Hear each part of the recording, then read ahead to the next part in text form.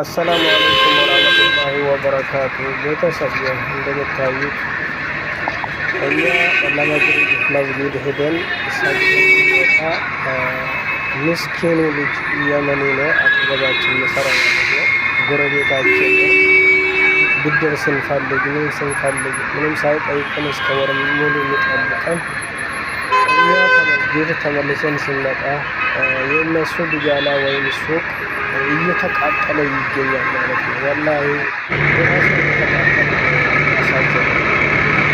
ሱብሃንአላህ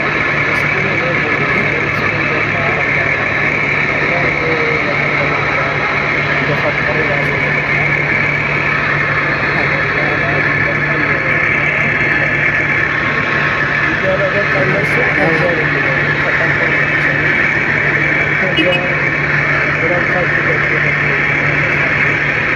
ሰው በመሆኑ ብቻ ሰው ያከብራል።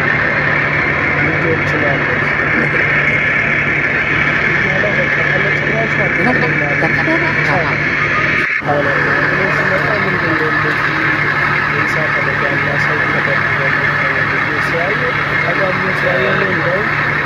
ግጭት ነገር መሰለኝ መኪና ተጋጭ መሰለኝ ከዛ እንደዚህ ሲያየ